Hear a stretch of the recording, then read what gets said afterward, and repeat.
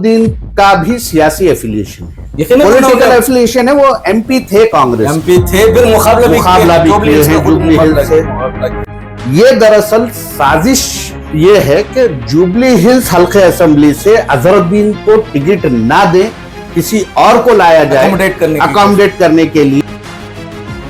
मोहम्मद अजहरुद्दीन के साथ खिलवाड़ किया जा रहा है, बल्कि मोहम्मद अजहरुद्दीन के साथ खिलवाड़ नहीं, बल्कि बलि का बकरा बनाया। कांग्रेस स्टेट कांग्रेस जो है से रुकने असेंबली ना बनने से रोकने के लिए, उन्हें टिकट हासिल करने से रोकने के, अगर हुकूमत इतनी संजीदा है तो ठीक है, अजहरुद्दीन को यहाँ नॉमिनेट करे और उम्मीदवार उनको बनाने का साथ में ऐलान भी कर दे।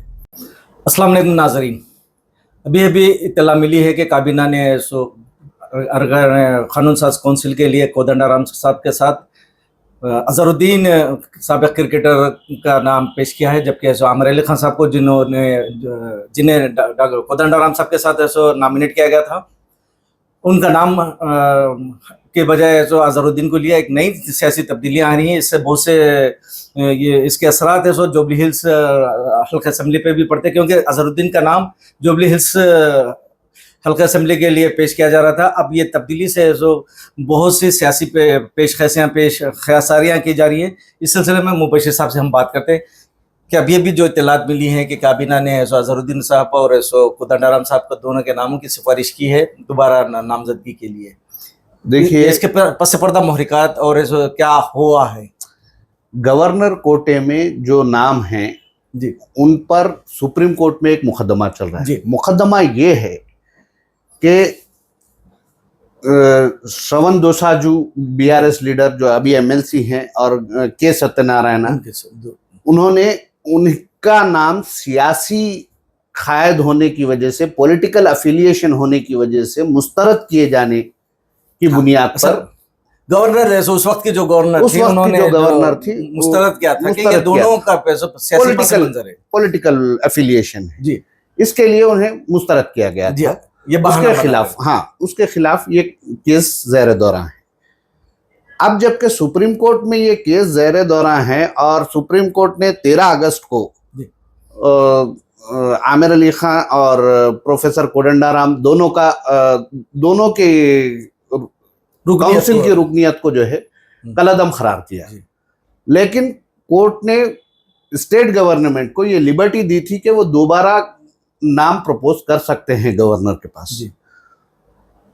Chief minister Telangana mister A Revanth Reddy ने आज कैबिनेट में जो इतलात मिल रही हैं उसमें 2 नामों को मंजूरी दी है, प्रोफेसर कोदंडाराम और क्रिकेटर साबिक क्रिकेट कप्तान मोहम्मद अजहरुद्दीन। मोहम्मद अजहरुद्दीन का भी सियासी एफिलिएशन है, पॉलिटिकल एफिलिएशन है। वो एमपी थे, कांग्रेस एमपी थे, फिर मुकाबला भी किए हैं जुबली हिल्स से। ये दरअसल साजिश ये है कि जुबली हिल्स हल्के असेंबली से अजहरुद्दीन को टिकट ना दें, किसी और को लाया जाए अकोमोडेट करने के लिए।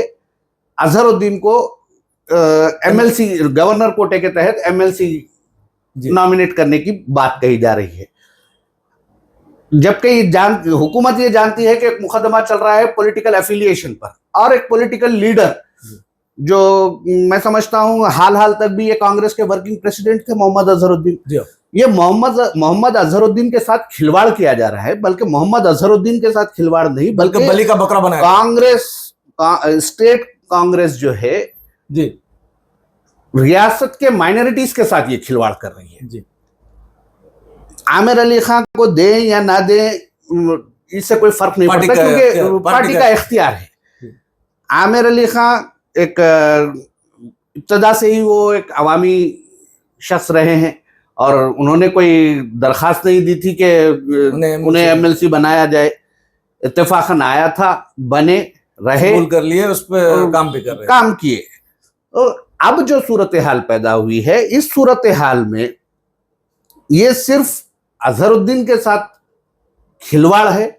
अजहरुद्दीन को जुबली हिल्स से रुकने असेंबली न बनने से रोकने के लिए, उन्हें टिकट हासिल करने से रोकने के, अगर हुकूमत इतनी संजीदा है तो ठीक है, अजहरुद्दीन को यहाँ नॉमिनेट करे और उम्मीदवार उनको बनाने का साथ में ऐलान भी कर दे।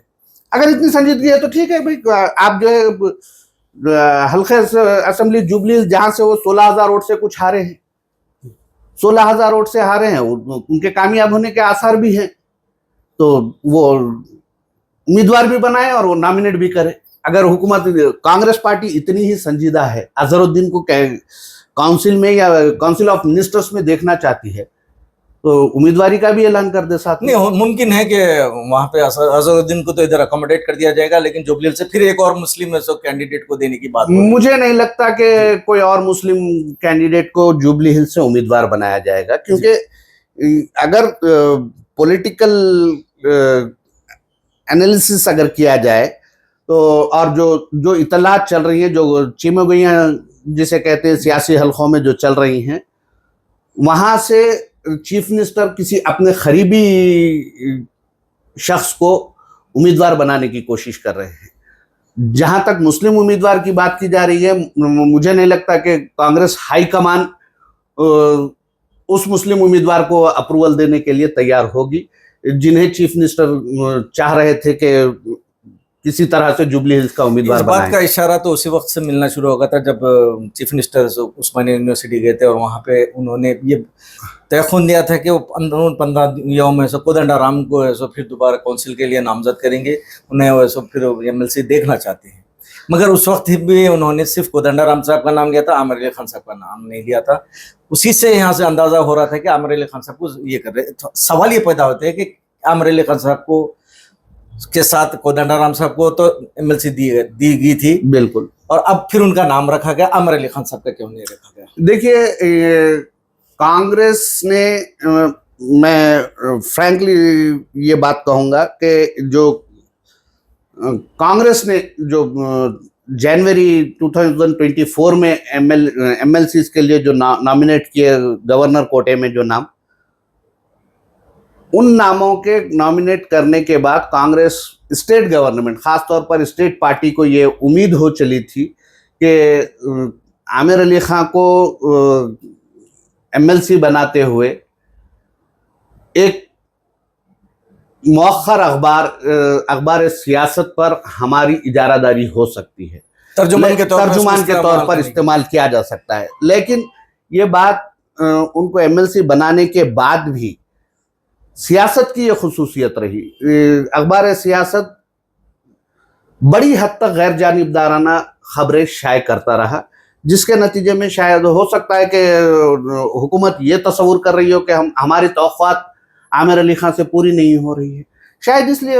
क्या ये हो सकता है कि दफ्तर सियासत में हरीश राव की आमद के बाद से कांग्रेस के ये हो गए थे? देखिए, सियासी कायदीन से मुलाकातें, चाहे वो अपोजिशन के हों या बरसर इख्तदार जमात के हों, बहैसियत सहाफ़ी उनकी आमिर अली खां की हरीश राव से मुलाकात और हरीश राव से उनकी दोस्ती कोई ढकी छुपी बात नहीं है।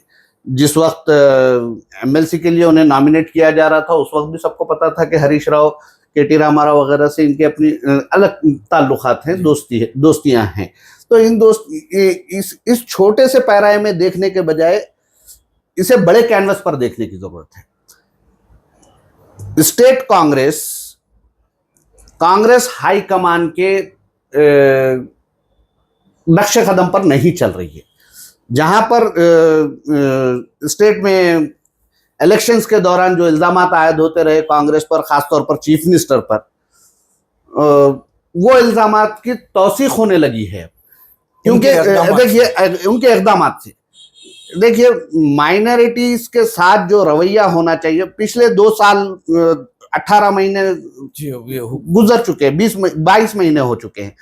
22 महीने में माइनॉरिटी मिनिस्टर नहीं, माइनॉरिटी वेलफेयर डिपार्टमेंट की जो हालत है वो सब फंड्स पर आया है। फंड्स की तखसीस में, एलोकेशन ऑफ फंड्स में सिर्फ बराए नाम एलोकेशन है, इसकी नहीं है, इसकी बात ठप है। तो इस तरह से स्टेट कांग्रेस माइनॉरिटीज के ताल्लुक से जो रवैया इख्तियार की हुई है वो सब पर आया हो चुका है। जुबली हिल्स इलेक्शन में अब जबकि सुप्रीम कोर्ट में केस चल रहा है, 17 सितंबर को फिर हियरिंग है जी, और मे भी हो सकता है ऑर्डर रिजर्व हो। और कोर्ट ने अपने रिटर्न ऑर्डर में ये क्लियर कहा है कि नॉमिनेशन ऑफ द एमएलसीज जो है सिर्फ कोर्ट के खतई फैसले पे उसका इन्हिसार होगा। अगर अब यहां पर देखिए, अगर अजहरुद्दीन को उम्मीदवार बनाया भी जाता है, नॉमिनेट किया भी जाता है, वो एमएलसी बन भी जाते हैं, तो उनका एमएलसी बरकरार रहना सुप्रीम कोर्ट के खतई फैसले पे मुनसिर होगा। उस दौरान में अगर ये जुबली हिल्स इलेक्शन हो जाते हैं तो अजहरुद्दीन टिकट से तो महरूम हो गए, टिकट से महरूम हो गए, कोई और वहां पर एमएलए बन जाएगा। अगर खुदा ना खास्ता सुप्रीम कोर्ट का फैसला ये कैंडिडेचर के खिलाफ आता है तो एमएलसीशिप भी गई, टिकट भी गया, रुकनीयत भी गई, क्योंकि अजहरुद्दीन को साबित किया जा सकता है कि ये पॉलिटिकल एफिलिएशन बड़ी आसानी से क्योंकि वो कांग्रेस के एमपी रहे हैं, बल्कि खुद कोदंडाराम साहब को भी, इसलिए कि उनके खुद एक पॉलिटिकल पार्टी है और इस इलेक्शन में उन लोग सपोर्ट किए कांग्रेस को, बिल्कुल आया है, और दोनों का पॉलिटिकल एफिलिएशन है। अच्छा, ये अगर आमिर अली खां को शामिल करते हुए देखा जाए तो आमिर अली खां आज भी कोई किसी पार्टी के रुकन नहीं है, और बल्कि उनका पॉलिटिकल एफिलिएशन है। वैसे तो सहाफी उनकी एक मुसल्लिमा हैसियत है, उससे इनकार नहीं किया जा सकता। ये बात है, ये तो है कि गवर्नर के इख्तियार का जो था कि क्या ये सियासी एफिलिएशन की बुनियाद पर देना चाहिए या नहीं देना चाहिए, ये अलग बहस होगी। लेकिन अब यहाँ पे एक है सियासी एक नया मोड़ आ गया है, देखना है कि इसके असरात जुबली हिल्स पर किस तरह मुरत्तिब होते हैं और इसका मुसलमान किस तरीके से रद्द अमल जाहिर करते हैं। इंशाल्लाह दूसरे मौजू के साथ फिर दोबारा मुलाकात होगी। अस्सलाम वालेकुम।